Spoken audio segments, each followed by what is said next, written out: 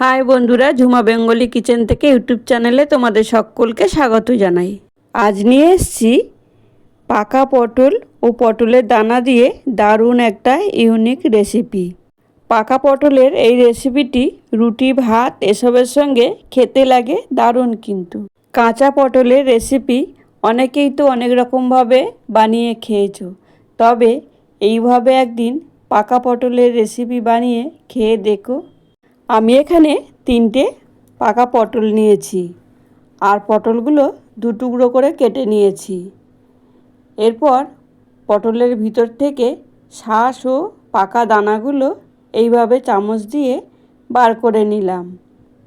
তাই বলছি বন্ধুরা, বাড়িতে পাকা পটল থাকলে আর ফেলো না, না ফেলে ঘরে থাকা উপকরণ দিয়েই বানিয়ে ফেলো পটলের এমন রেসিপি।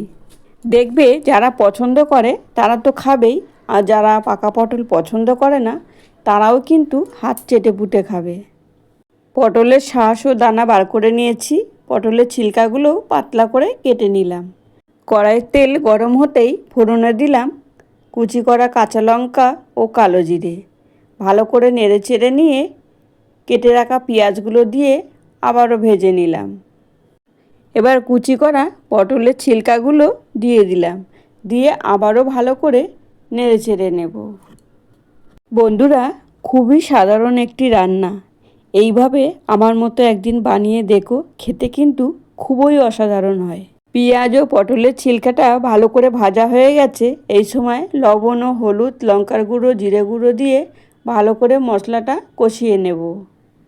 এবার দিয়ে দেবো পটলের ভিতর থেকে শাঁস ও দানা বার করে রাখছিলাম, সেই শাঁস ও দানাটা দিয়ে ভালো করে নেড়ে চেড়ে নেব। যদি রেসিপিটি ভালো লাগে তাহলে একটি লাইক দিয়ে পুরো ভিডিওটি দেখার অনুরোধ রইল। পাকা পটলের এই রেসিপিটি বানানোর জন্য আমি কিন্তু জল ব্যবহার করব না, এইভাবে নেড়ে চেড়ে মশলাটা কষিয়ে নেব, এতেই রেসিপিটি তৈরি হয়ে যাবে। এখানে আমি একটু টক দই ব্যবহার করব। তোমরা চাইলে টক দই দিতেও পারো কিংবা নাও দিতে পারো। প্রায় 5 মিনিট হতে চলল মশলা কষানো। দেখো, মশলা কষাতে কষাতে পুরো রেসিপি আমার রেডি। আমার এই রেসিপি যদি তোমাদের ভালো লাগে তাহলে একটি লাইক, কমেন্ট, শেয়ার করে তোমরা তোমাদের বন্ধুদের দেখার সুযোগ করে দিও ও পাশে থাকা বেল বাটনটি প্রেস করে দিও। তাহলে আমি যত নিত্য নতুন ভিডিও আপলোড করব সবার প্রথমে নোটিফিকেশন তোমাদের কাছেই পৌঁছাবে। তোমরা দেখতেই পাচ্ছ পাকা পটলের রেসিপি আমার রেডি। ঠিক নামানোর 3 থেকে 4 মিনিট আগে কিছুটা টক দই দিয়ে দিলাম। টক দইটা দিয়ে আবারও ভালো করে নেড়ে চেড়ে নেব। তবে বন্ধুরা, অবশ্যই এইভাবে একদিন পাকা পটলের রেসিপি বানিয়ে খেয়ে দেখো, খেতে কিন্তু দারুণ লাগবে। এবার গ্যাসের ফ্লেম অফ করে একটা ঢাকনা দিয়ে ঢেকে রাখলাম। পাকা পটলের রেসিপি আমার রেডি। এবার একটা সার্ভিং বলে সার্ভ করে নেব।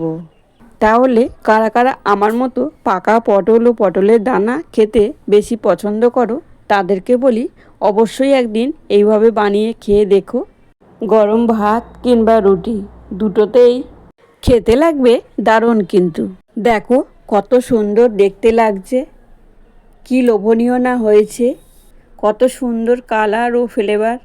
আজকের রেসিপি তোমাদের কেমন লাগলো একটা কমেন্ট বক্সে কমেন্ট করে জানিও। আর যে সকল বন্ধুরা আমার এই রেসিপিটি দেখছো অথচ এখনও পর্যন্ত একটা লাইক ও একটা সাবস্ক্রাইব করোনি, সেই সব বন্ধুদের কাছে একটাই অনুরোধ, আমার এই নতুন চ্যানেলটিকে একটি লাইক ও সাবস্ক্রাইব করে এগিয়ে নিয়ে যাওয়ার। তোমাদের একটা লাইক ও সাবস্ক্রাইবে ভিডিও বানানোর ইচ্ছাটা আরও বাড়িয়ে দেয়। তাহলে আজকের ভিডিওটা এখানেই শেষ করলাম। ফিরে আসছি আবারও এক রেসিপি নিয়ে। এতক্ষণ সময় তোমরা আমার পাশে থেকে পুরো ভিডিওটা দেখার জন্য তোমাদেরকে অসংখ্য ধন্যবাদ। এখন সকলে সুস্থ থেকো, ভালো থেকো, সকলকে ভালো রেখো।